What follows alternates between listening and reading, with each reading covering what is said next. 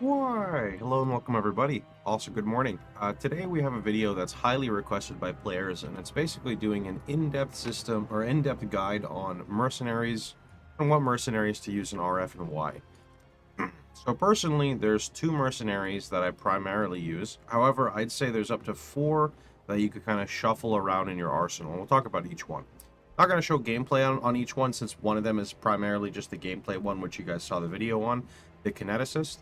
Let's start with this one. The Kineticist is a tribrid, so its strength, dex, int can basically use whatever it wants. And this character is really good when you are clearing very open maps.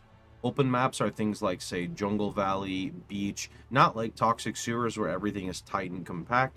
The Kineticist works really well if you get a good one in the very high open maps because it basically kills all the white mobs and the magic mobs before they even get to your character, right? Boosting your clear speed. So this is what I've equipped it with. You don't need literally every piece of gear. Some of this gear may be expensive, some of the gear maybe not. It's just what I decided to put on the character. So Piscators, Replica Abyssus, Replica Hiri's Ire, Sacrificial Heart, a Barracks Grip for Leech, Coiling Whisper plus Assonance Gentle Touch creates basically a Soul Eater loop, which gets it kind of going with damage and ramping.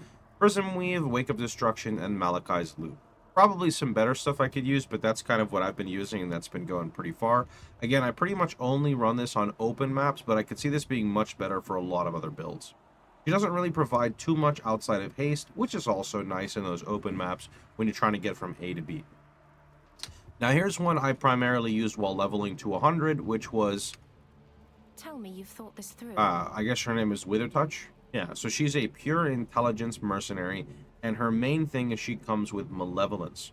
Now this, allowing her to come with malevolence, made it so I actually did not end up crafting the shield. Even though the shield is technically better, this just saved me a lot of currency because I could just use this bot mercenary. So this one, the purpose of it is enhancing your damage and making it so it pays itself off.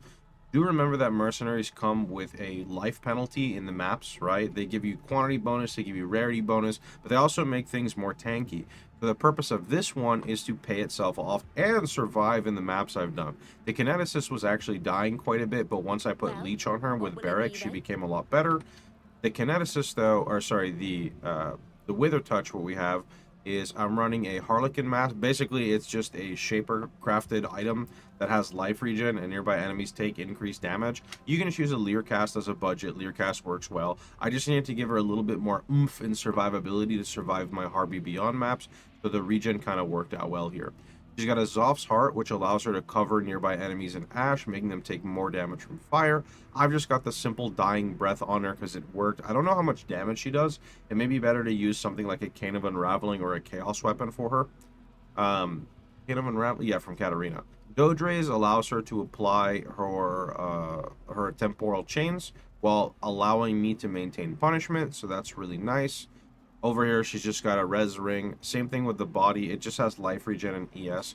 It would probably be much better to get a Garb of the Ephemeral, but that is like 9 Divine, and I didn't really bother with that.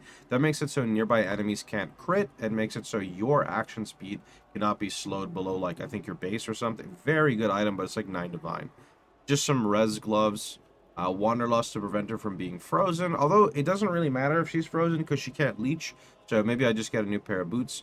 And then another nice one is the Combs Binding, and Combs Binding basically makes it so nearby enemies convert a portion of their physical damage to fire, which does stack with your Cloak of Flame. I don't know exactly how they stack. I think they're multiplicative and not additive, but regardless though, it's a belt that gives you, the player, mitigation, which is very good.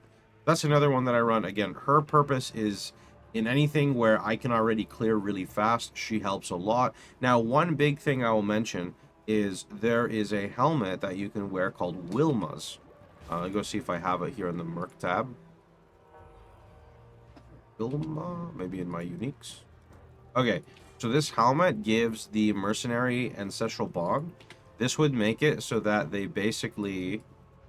Where's ancestral bond? Here. Ancestral bond makes it so they can't deal damage with skills. So if you were to give this mercenary ancestral bond, they should not be able to KS you from your explode chaining. Still felt a bit weird even when I was running Wilma's on her, but that's one thing to note, is if you want to rely on your Chieftain Explosions because they're so strong, this is another really good one.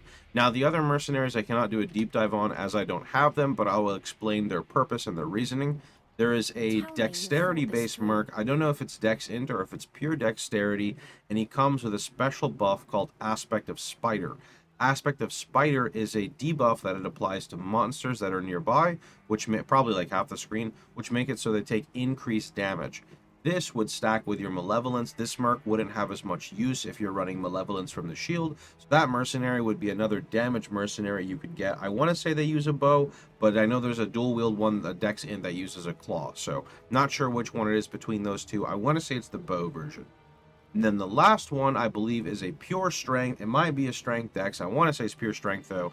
And they come with Enduring Cry and Determination. And the purpose of the Enduring Cry and Determination merc is to help sustain you on endurance charges if you don't like tapping Enduring Cry on boss fights.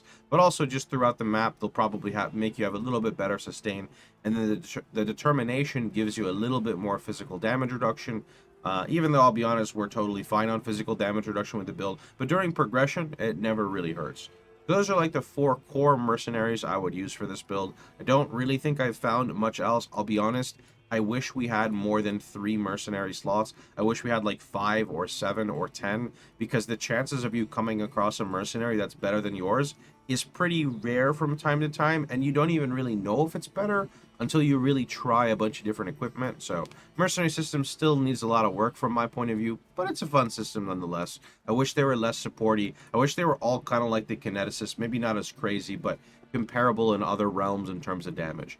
Anyway, that's pretty much about it. If you guys have any video requests, let me know down below what you want. I was going to release an Atlas video on my Harvey Beyond, but then a few other people started releasing Harvey Beyond content, so I kind of ignored it. And then I was going to make a progression guide, but I kind of went crazy one stream, and you know, we're 100 with kind of some insane gear, so a little tricky to make the progression guide at this point. Might just have to wait for SSF.